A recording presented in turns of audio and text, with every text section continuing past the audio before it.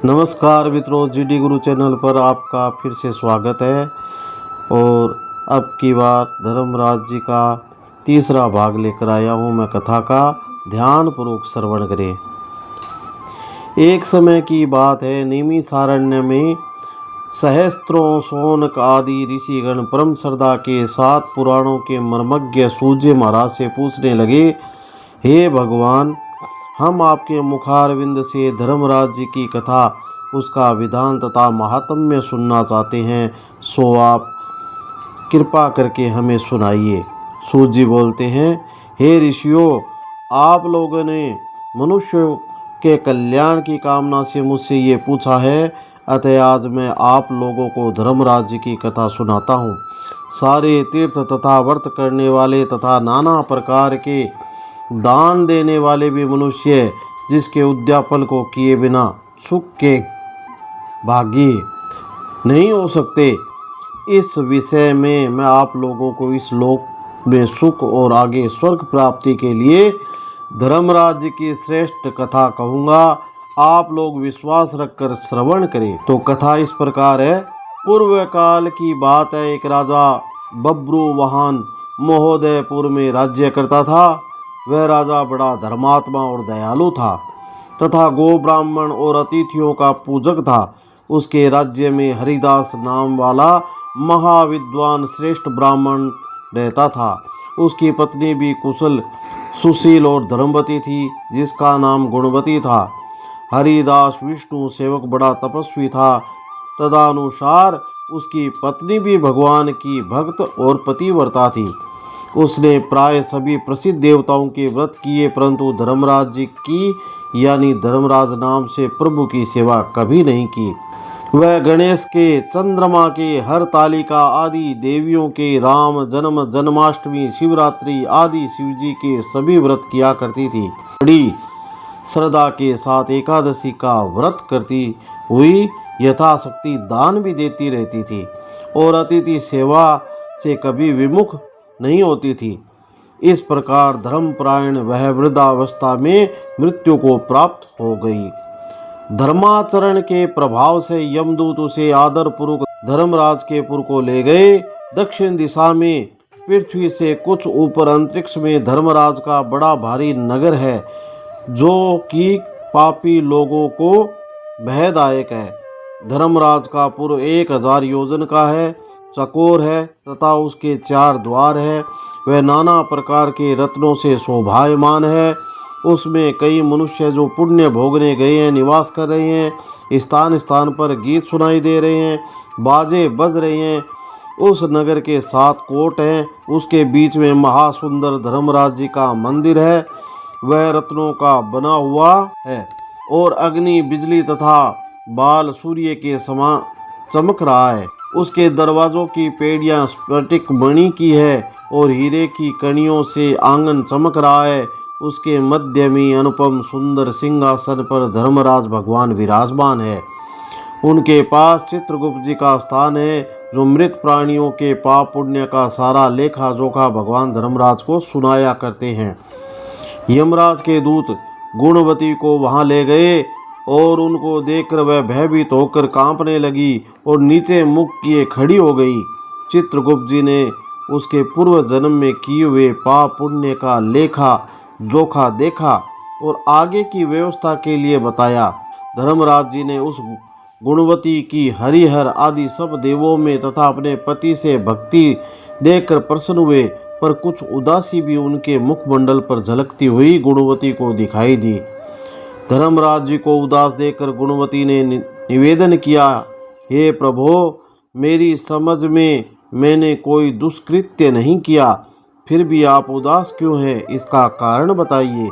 धर्मराज जी ने कहा, हे देवी, तुमने व्रतादि से सब देवों को संतुष्ट किया है, परंतु मेरे नाम से तुमने कुछ भी दान पुण्य नहीं किया। यह सुनकर गुणवती ने कहा, हे भगवान, मेरा अपराध क्षमा करें, मैं आपकी उपासना नहीं जानती थी। अब आप ही कृपा करके ये उपाय बताइए, जिससे मनुष्य आपका प्रीति पात्र बन सके। यदि मैं आपके भक्ति मार्ग को आपके मुख से श्रवण कर वापस मृत्युलोक में जा सकूं तो आपको संतुष्ट करने का उपाय करूंगी। धर्मराज जी ने कहा, सूर्य भगवान के उत्तरायण में आते ही जो महापुण्यवती मकर संक्रांति आती है, उस दिन से मेरी पूजा शुरू करनी चाहिए।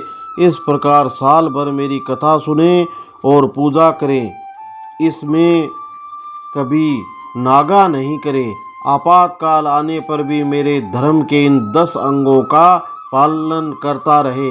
पहला है धृति तथा लाभ संतोष, दूसरा क्षमा, तीसरा यम नियम द्वारा मन को वश में करना, चौथा किसी भी वस्तु को नहीं चुराना, पांचवा मन से पर स्त्रियों या पर पुरुषों से वचना यानी मन की शुद्धि और शारीरिक शुद्धि, छठा इंद्रियों के वश में न रहना, सातवां बुद्धि की पवित्रता यानी मन में बुरे विचार न आने देना, आठवां शास्त्र विद्या का स्वाध्याय यानी पाठ पूजा कथा श्रवण या व्रत रखना और दान पुण्य करना, सत्य बोलना, सत्यता का ही व्यवहार करना और क्रोध न करना, ये 10 धर्म के लक्षण है। और मेरी इस कथा को नियम से सदा सुनता रहे और पढ़ता रहे और यथाशक्ति दान पुण्य तथा परोपकार करता रहे। जब साल भर बाद फिर मकर संक्रांति आवे तब उद्यापन कर दे। सोने की या असमर्थ हो तो चांदी की मूर्ति बनवावे। विद्वान ब्राह्मण के द्वारा पूजन हवन आदि करे।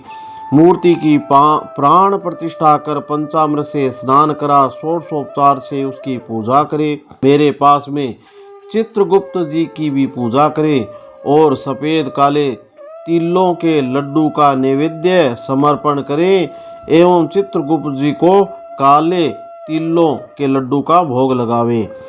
हमारी पूर्ण पुष्टि के लिए ब्राह्मणों को भी जिमावें और बांस की छाबड़ी में 5.25 सेर धान्य जवार भरकर गुरु या ब्राह्मण को भेंट करें। स्वर्ग में चढ़ने के लिए सोने या चांदी की निसरनी भी दान में देवें।